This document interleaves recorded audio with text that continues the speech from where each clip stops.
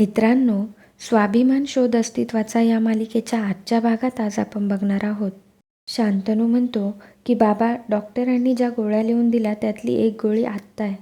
मला वाटतं वेळ झाली असेल ना. मग आदिती गोळी काढून प्रभाकरला देते. तेव्हा शांतनू आदितीच्या हातावरून ती गोळी घेतो आणि प्रभाकरला देतो.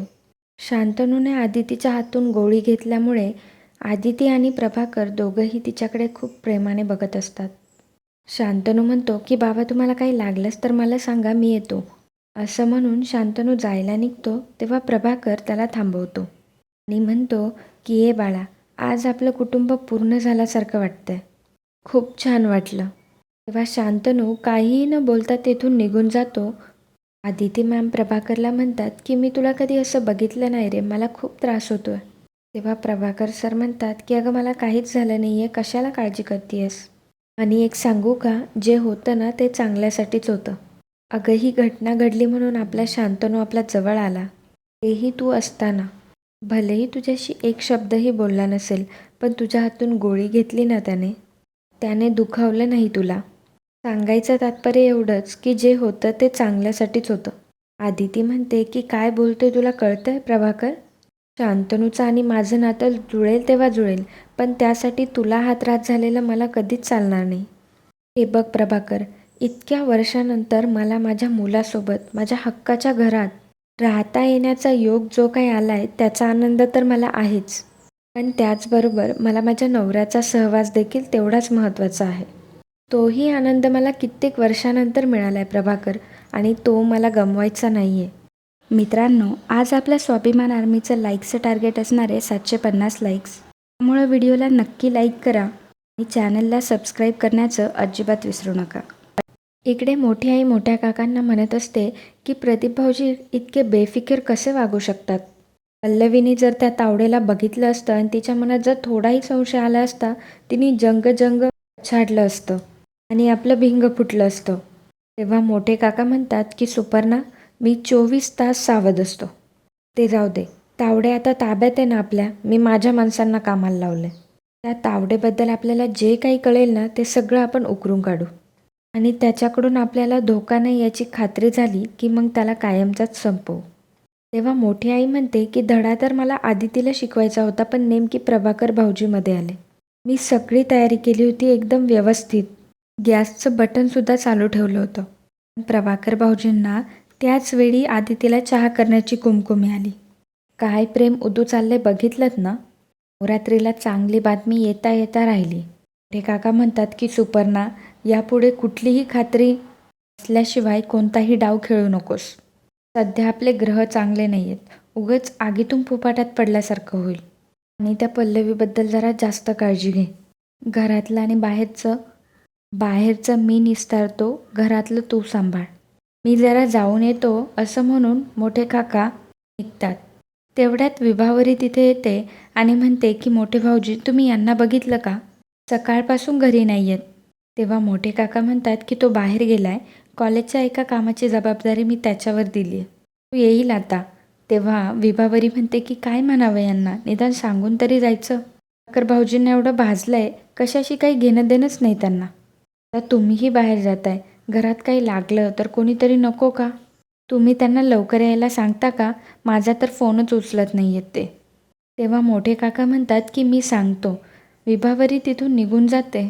मोठे काका जगण्याला फोन करून सांगतात की हे जगण्या, साहेबांना सोड आणि घरी पाठवून दे त्यांना. व्यवस्थित कुलूप घालून घरी ये म्हणावं त्याला. गेल्या वेळेसारखे घोळ नकोयत मला. इकडे विभावरी प्रभाकरची काळजी घेत असते, त्याला गोळ्या देत असते. घाईघाईत पल्लवी तिथे येते आणि म्हणते की मॅम, जरा बाहेर येता का, मला बोलायचं तुमच्याशी. तेव्हा प्रभाकर सर देखील म्हणतात की काय झालं पल्लवी, काही प्रॉब्लेम आहे का तुला, काही मदत हवी आहे का? तेव्हा पल्लवी म्हणते की नाही बाबा, तुम्ही इथे आराम करताय ना, तुम्हाला डिस्टर्ब व्हायला नको म्हणून मी मॅमला बाहेरच घेऊन जाते. या ना 2 मिनटं. तेव्हा आदिती आणि पल्लवी दोघेही बाहेर जातात. आदिती पल्लवीला विचारते की काय झालं गं, एवढ्या घाईघाईने मला बोलवलंस? पल्लवी म्हणते की मॅम, मला खूप महत्त्वाचं बोलायचं आहे. बाबांसमोर मी विषय नाही काढला, त्यांना त्रास होईल म्हणून मी काहीच बोलले नाही. तर तुम्हाला काहीतरी दाखवायचं आहे बघा. तेव्हा आदिती मॅम म्हणतात की तुटलेली बांगडी, तेव्हा पल्लवी म्हणते की हो, मला किचनमध्ये सापडली. आणखीही काही सापडलं आहे. आदिती मॅम बांगडी हातात घेतात. त्यांना सर्व प्रकार समजतो. आदिती आणि पल्लवी दोघेही मोठ्या आईच्या रूममध्ये जातात आणि टेबलवर बांगडी फेकतात. तेव्हा मोठी आई म्हणते की काय फाजीलपणा आहे हा, आणि ह्या काठला इथे का आणून टाकल्यात. तेव्हा आदिती मॅम म्हणतात की या वस्तूला बांगडी असं म्हणतात आणि ती ज्या पद्धतीने सापडली त्याला पुरावा असं म्हणतात. तेव्हा मोठी आई म्हणते की पुरावा?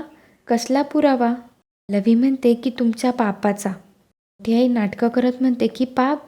अगं बाई, कसलं पाप? तरी बोलू नका बरं का तुम्ही. तेव्हा आदिती मॅम म्हणतात की असला भोळा चेहरा करून दाखवण्याचे नाटकं आहे ना घरातल्यांसमोर करा. त्यांना ते पटतील, आम्हाला नाही. ही बांगडी तुमचीच आहे. तेव्हा मोठी आई म्हणते की कशावरून? एकसारख्या बांगड्या असूच शकतात ना. माझीच कशावरून? तेव्हा पल्लवी म्हणते की बरोबर आहे मोठी आई तुमचं. मनात काही शंका ठेवायला नको. आपण खात्री करून घेऊयात ना. असं म्हणून पल्लवी जबरदस्तीने मोठ्या आईला बेडवर बसवते आणि तिची बांगडी चेक करू लागते. त्यात पल्लवीचा हात मोठ्या आईच्या जखमेवर लागतो. मोठी आई जोरात ओरडते. तेव्हा जखमेवर लावलेली हळद पल्लवीच्या हाताला लागते. पल्लवी मोठ्या आईचा हात धरून म्हणते की मोठी आई, एका हातात 6 बांगड्या आणि दुसऱ्या हातात 5 बांगड्या, असं कसं काय हो? तेव्हा मोठी आई सांगायला जाते तेव्हा आदिती मॅम लगेच म्हणतात की एका हातातली एक बांगडी कुठे? पल्लवी म्हणते की हाताला जखम कशी झाली आणि कधी झाली?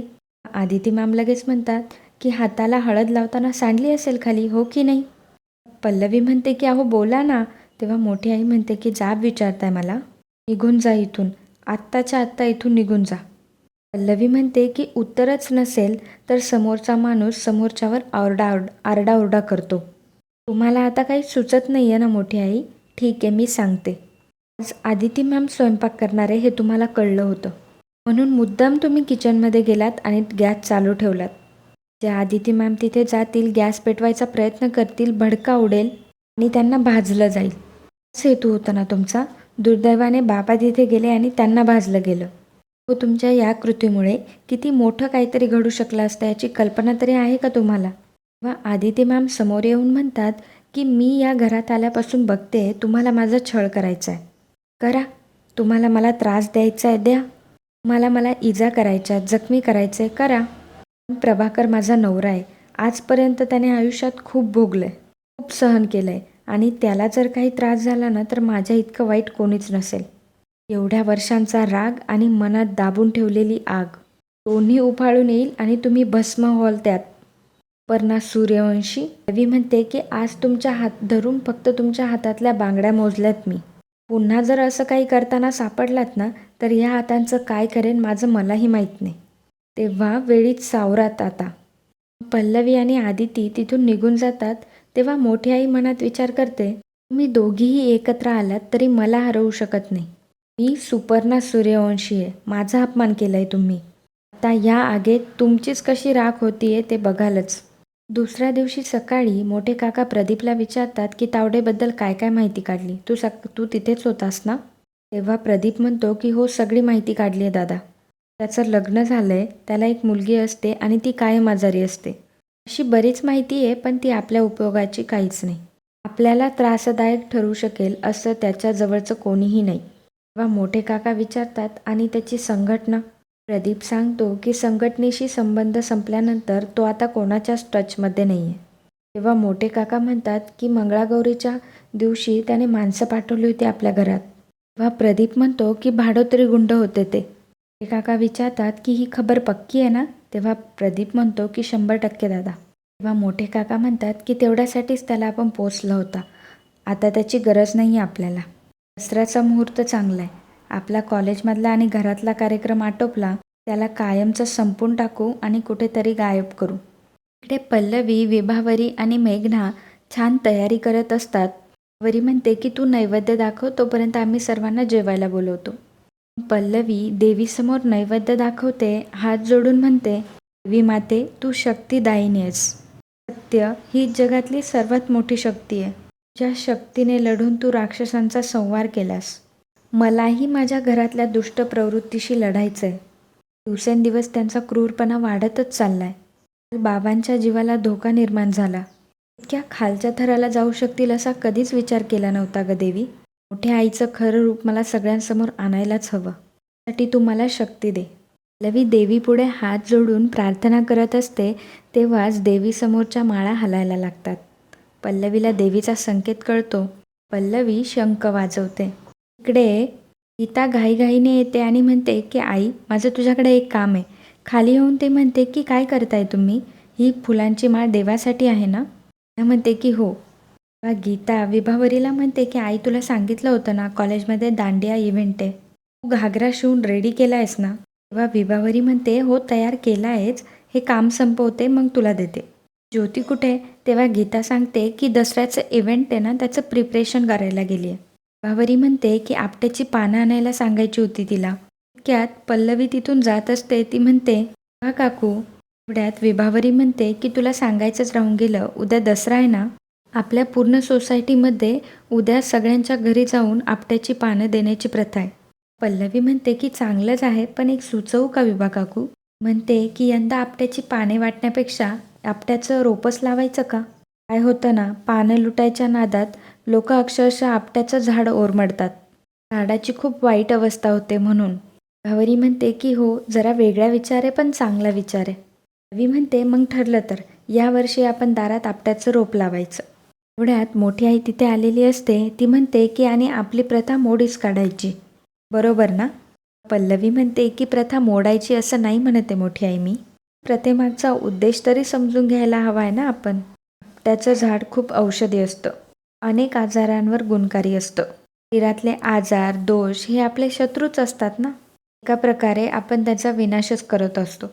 आणि तसंही असं म्हणतात की दसऱ्याच्या दिवशी शत्रूचा नायनाट होतो.